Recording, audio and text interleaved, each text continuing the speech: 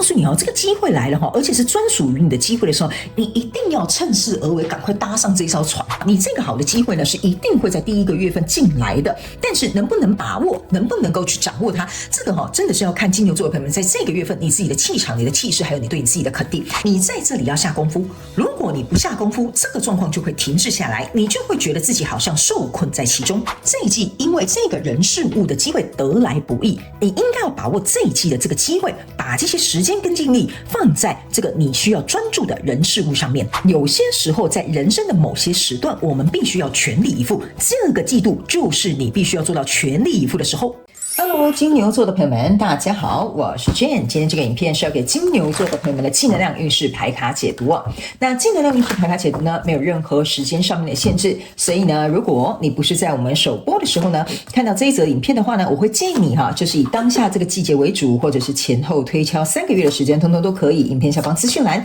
有详细的影片使用说明。那当然呢，我也相信什么时候听见就是最适合你的时间，你也可以不需要拘泥这些时间上面的问题，好好去享受这些讯息要为你带来的协助就可以了。OK 好，我们今天呢，一样在进入到我们气能量运势牌卡解读之前呢，会跟大家分析一下有关于这一次气能量运势牌卡解读的整体架构跟流程OK，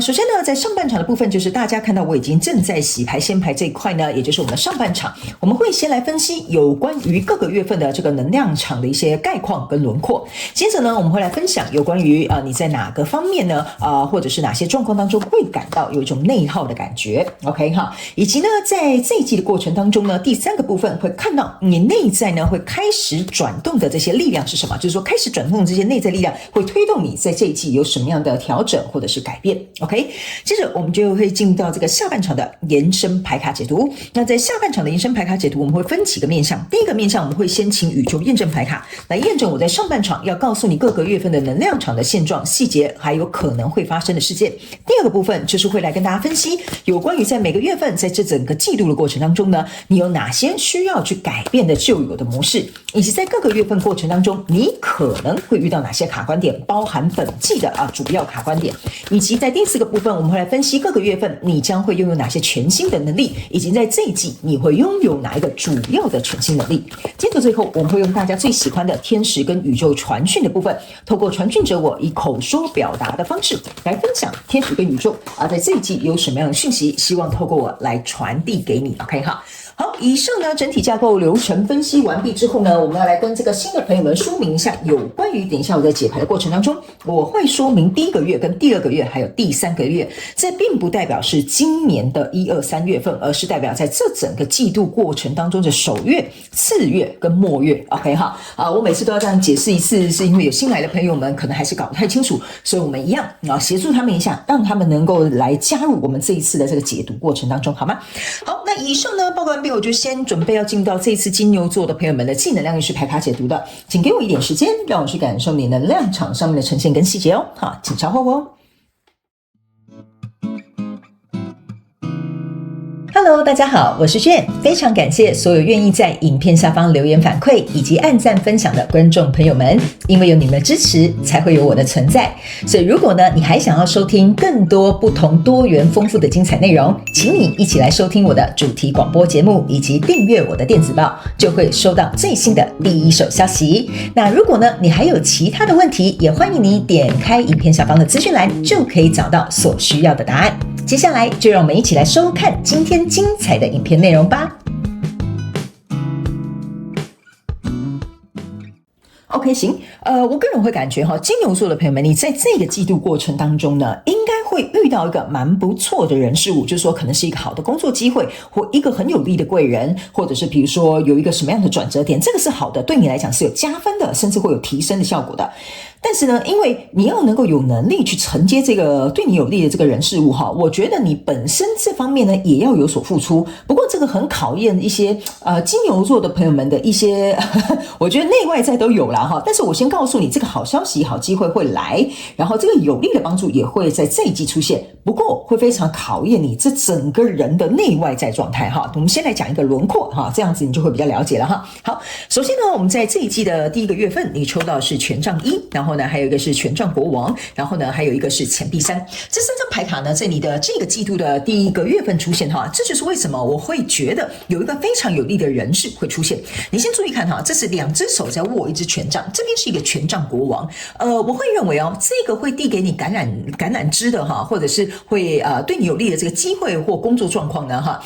我觉得是因为你们有点像是英雄惜英雄，或者是有可能你们是在共同产业，或你们有类似的，比如说价值观，或者是你们有共同的生活圈哈。那在这边呢，我先跟新来的朋友们说明一下哈，我的技能量运势牌卡解读呢，没有任何的主题上面的限制，你必须来到我的频道，要灵活运用妈妈生给我们的大脑哈，把这个讯息最大效率化用在你自己的状况当中。所以呢，等一下我会举例，但是我没有办法去核对到每个人的状况。不过呢，你可以自行去做一个对应或对照，角色也可以互换套用在你现在目前在这一季可能会交手的相关状况、人数、事件、梦想或目标，甚至是创意还有关系里面，好吧哈？这边我就先做一个简单的说明，那我们就正式进入到这个解读哈。所以呢，我才会跟你讲哈，这个出来的这个跟你交手这个人事物呢，你们一定有一个共同点，比如说朋友的朋友，好，所以大家都是朋友，好，或者是比如说我前同事的，比如说现在的同事，哈，或者是比如说你们都有共同去什么美国留过学啊，所以有一点点类似的这种背景。所以呢，这样的一个机会跟这样的一个人事物会在这一季的第一个月出现。然后呢，这边是一个钱币三，象征的意思就是说，你好像在你在乎的这个什么样的状况当中，你好像看到了一个希望。就是说，比如说假设我以工作来举例哈，你现在正在找工作，刚好呢，可能前同事的同事哈，就说刚好我的朋友的朋友哈，可能虽然拉得有点远，但是他就是有一些关联，说，你的那个朋友不是在找这个工作吗？那你不要叫这个金牛座的朋友们去跟我那个朋友认识一下。所以呢，这个就有点像是说哈，这2只手就有点像是一个引线啊。所以呢，有一个对你有利的人事物会在这个月当中出现，而且这个来的机会还蛮厉害的哦，因为它是一个权杖国王。那这个钱币三象征的就是哈，你看哦，你这边很像是在看一个草图，准备要盖这个城堡，所以就是会让你感觉到，原来我的工作有着落啦，或者是我现在要创业，找到一个还不错有力量的合伙人，终于有一点看到一个这个雏形出现了。这个就代表说，这个机会会在1月份进来，但是它还没有拍板定案。不过你可以指日可待一下，这个来到你身边的人事物是非常有利于你的。OK 好，那接下来呢，来到第2个月份的时候呢，你抽到的这个牌卡是这个世界牌卡宝剑1，然后呢还有这个是权杖7。我会认为哈，这个机会在这一季度的这个第1个月，就是首月进来之后，来到次月，就是第2个月的时候呢，这个才是你的一个新世界的展开。有可能比如说你先去认识这个朋友的朋友哈，或者是比如说认识别人引荐的这个合伙人，或者是这个金主。来到第2个月的时候呢，这个新的世界它要被打开了，因为这边有一个宝剑1，代表这个新的世界要被大破大立的。可是呢，为什么会说这一季的这个机会会来，拿不拿得住，承不承担得了，是看金牛座你内外在的这个状态的原因就是在这张牌卡是一个权杖7 OK 哈，权杖7呢，你可以注意看这个人好像拿着权杖在跟这些人打斗，可是呢他好像目前是居于下风的一个状态。然后你可以注意看这个宝剑1很像是很大力的插在这个地板上，是很炯炯有力的 OK。 所以呢，我个人认为第2个月份呢，比较有点像说这件事情稍微推动了，有点拍板定案了，但是这个承压的这个压力或者是这个状态就会开始出现了。为什么呢？因为权杖7呢，当你是居于下风的时候，代表说有可能在这个合作里面你是属于我不能讲说你是弱势的那一方，但是有一点像是说这个人呢，比如说股份比你多，他出了80%的资金，你只有20%，所以相对来讲你可能是一个小股东，你说话的权利跟选择权或决定权就没有那么大，所以你居于下风的一个状态，或者是这个工作他觉得你不错，来面试，我们想要雇佣你了，结果殊不知他们可能派发给你的工作或给你的专案，或者是给你的这些职责范围，可能非常考验你现在目前所拥有的能力。这个就是有点像这个权杖7正在承压的一个过程。所以呢，你有没有料？你有没有这个实力呢？我觉得在第2个月份你已经可以感觉到这个隐约的压力了。那来到第3个月的时候，就是本季度的最后一个月份的时候呢，这边是一个钱币4跟宝剑4，还有一个宝剑9 OK 哈。所以呢，我觉得这边就是要提醒这个金牛座的朋友们哈，你先看这个宝剑4跟宝剑9，你就会看这2个人好像很头疼这个就有点像说，我的天哪，你们到底是要逼迫我到怎么样 OK 哈。然后呢，这个宝剑4我要给你看一个非常有趣的地方，来你有没有发现这两支都是宝剑一，都是插在地板上哈？但是一个是插在地板上，并定案了我们要在这边立下我们的江山，但是这个宝剑一插在地板上哈，很像是快要把你插死了哈。金牛座的朋友说：“我的天哪，我不过是想要有一个新的开始啊，怎么那么多事情这么麻烦呢？”哈，这个就是你在第3个月的心声哈。然后呢，接下来呢，来到这个宝剑9哈，你会发现这边有一个4支宝剑指向你 ，OK？ 为什么呢？你注意看哈，这就是我要跟你讲为什么宝剑4跟宝剑9会重复出现，就是因为你就说我的天啊，我只不过想要有一个新的工作，或者是想要找一个新的人跟我合伙，或者是我想要一个新的人生的开始 ，OK？ 但是这个宝剑4在这里哦，这个新的开端压得你喘不过气来，这个宝剑是指着你象征的意思，就是说你现在的所作所为会被审判。为什么呢？比如说朋友的朋友帮你介绍一份工作，这个宝剑一就是你会开始觉得说啊，我好像就是我们要怎么讲呢？不能说你是一个烂草莓哈，你就会觉得说，我天哪，这压力也太大了吧，我都快要崩溃了哈。那这样的状态之中呢，别人就会说，哎，这个人不是那个谁谁谁的朋友介绍来的吗？怎么表现好像跟这个他的履历上面写的不太一样哈？这个承压的程度好像也没有那么高哈。那这个人抗压性是不是有点差哈？所以这个宝剑是象征的就是会开始有一些批评指教会出现。所以我才会说这个月份这个机会是很好的，但你有没有实力，有没有能力拿住，这个是要看你的状态啦。所以呢，在这里有一个钱币4 ，OK 哈，那这个钱币4呢，你可以注意看到，这个人是拿着他的钱币，好像在欣赏一样啊，对不对 ？OK， 但是你要注意看到，这个钱币4这张牌卡这两边哈是只有各一只手各拿一个钱币，象征的是钱币2。为什么呢？我会这样告诉你的意思就是说，你会在第3个月份的时候去衡量，我现在固有的钱币是原本有的技能，这样到底能不能够应付现在的状况？我手上2个钱币2，象征的意思就是说我到底该怎么样去发挥我的强势，怎么样去能够提升我的弱势？这个是你在第3个月份的时候你会去思考的东西。OK， 所以呢，我会说哈，金牛座朋友不是没有救哈，或者是就因此这样被压烂哈，而是你会开始去思考一件事情，就是说，原来我可能没有我原本想象中的那么的有力量，或者是那么的能够承压，或那么的有够实力哈。那这边我没有要贬低你的意思，金牛座的朋友们，为什么呢？因为这个出现的人事物是让你再更上一个 level 的，所以你才能够变得越来越好，这也是你渴望跟期待的。可是相对的，它会有一个对应，你必须要能够去成长跟学习的。所以从第1个月跟第3个月，我要拿这个牌给你看，这就是钱币3加上钱币4，象征的是钱币1，意思就是说这一季你必须要付出实质的投入跟努力，你才有可能把这个机会或这个人事物顺顺利利的拿下来。好不好哈？所以我先稍微跟你讲一下概括，但是我们在下半场的这个延伸牌卡解读，我会跟你讲一些细节、症结点跟可能会发生的事件，好吧？我们先来看，在这个记录过程当中，你会在哪些状况跟面向呢？可能会感到有一点内耗哈。来，我们来看一下这3张牌卡呢，哈，分别就是这个放纵啊。来，他们叫我一张一张解释给你听哈，在哪些状况会感觉到内耗哈？他没有跟你讲哈，这个呢是有点像是一体两面的，要告诉这个金牛座的朋友们，就是说，哇，我好丰盛哦，我得到这个得来不易的这个人事物跟机会终于被我就好像是掌握在手中了。但是相对来说，这个状况来到你的身边的时候，哪个面向会让你感到内耗呢？就是说你会开始意思就是说，好像我这边讲详细一点哈，金牛座的朋友们哈，你会有一种你看吧，你看我现在拿到这个机会了吧，你看有人要投资我了吧，这个状况当然我们可以庆祝可以庆贺，但是相对来说呢，这边为什么会有一个放纵哈，就是你会在这个方面得到一个内耗，就是我不能说你好像就因此好像就怎么讲呢？恣意妄为或自以为是，但是我必须要告诉你，这个就是会让你掉入这个课题最主要的一个陷阱点。OK， 所以在哪方面你会面临到一些内耗的状况，就是说不要因此而自满，或者是自负，或者是自傲，因为这个反过来说，它会让你进入这个考验的时候开始感到内耗了，就等于是说你以前可能很炫耀，觉得你看吧，你看我找到这么强大的金主，很有面子吧哈，你看我这个事业终于要起飞啦哈，但是呢进去之后你才发现，你可能没有那么大的选择权跟话语权，好，别人说你不是那个什么新开的那个什么什么公司的股东吗？你自己会有点心虚哈，这个会让你在里子跟面子哈，会有一点来到一个没有办法去达到一个平衡的状态，这个会让你的内心去感到内耗的，在这个状况里面你也会感觉到好像有点站不住脚，所以呢当这个机会来临的时候，不要过分的去放纵 OK 哈，不然你可能会因此就是我们这样讲哈，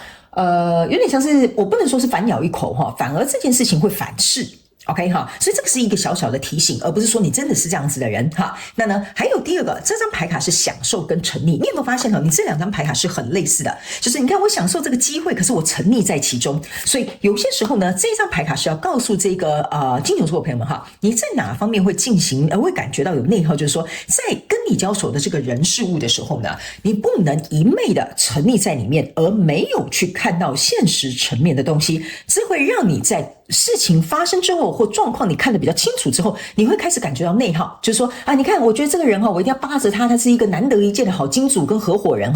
但是你可能没有去打听他的背景，你可能不了解他自己的心思，或者是你可能不了解他要跟你提出的条件，但是你因为沉溺在其中，享受这个机会，赶快先抓住千万不要让他溜走。最后你看到这个事实的时候，你才发现说原来这边有很多我可能要付出的代价，或我必须要去妥协的地方，这个就是会让你感到内耗的。 OK 哈，那接下来呢还有一个就是这个衡量跟犹豫，所以我才会跟你说你在这一季来的这个机会呢，它是一个还不错的机会，但是呢这会导致于也会有某部分的金牛座的朋友们，你会觉得这个这么好，我真的可以承接得住吗？这个就是衡量跟犹豫，你会在这一块稍微有点内耗，因为你知道这个东西要承接势必要付出对等的这个行动，或者是用心，或者是你的时间跟精力在里面，所以这个部分我觉得呢也会去影响到你自己内心的一个状态，就是说我现在是日子过得不错，我一定要搞这个名堂吗？或者是其实我现在这个工作也不错，我也不一定要跳槽去那里，然后做一个什么更大的项目这个就是也会让你感到精神内耗你不要认为这个在选择过程当中是最内耗的，因为你会觉得说到底要选这个好还是选那个好，你会很害怕，会很紧张，会不会做错决定这个也会在这一季让你感到内耗接下来我们来看在这一季让你内在能够转动的这个内在力量是什么就让这件事情开始转动的内在力量是什么他们说呢这个叫做 It's good to feel good OK 意思就是讲说呢，你在这一季呢可能会遇到这些状况，但没有关系，不过可以让你开始在这件事情顺利的转动起来的内在力量，就是你必须要感觉到你自己够好。为什么呢？我刚刚有讲了，你的承压的这个几率从第二个月就会开始了 OK 这边可能20%-30%，这边会来到50%-60%开始整个全面展开所以如果你对于你自己感觉到不够好的话，那相对来说你在承接这个机会或这个人事物的时候，你可能就会被自己看扁或放在一个比较低的位置。所以他们要我告诉你，当你能够去感受到说我已经够好了，所以这个机会来找我 OK， 就是因为我有这个能力，所以这个人才会看中我这个人才。所以当你这样想的时候，这个顺畅的转动的内在力量就会开始发生 OK 那这张牌卡呢是要告诉你就是说当你的这个心情起伏是怎么样一回事的时候呢，你就会相对吸引来什么样的状况。所以这张牌卡是要告诉你，如果你能够享受在其中，利用享受这个能量或者是这个状态去转动的时候呢，你就会发现是挑战是吧？来吧兵来将挡，水来土掩，反正我就是接受挑战，我就可以变得更强大。所以这两个状态可以协助你在这一季开始让这一件事情转动的越来越顺利，所以这两个是你这一季非常重要的内在力量要去能够培养的，好吧 OK 好，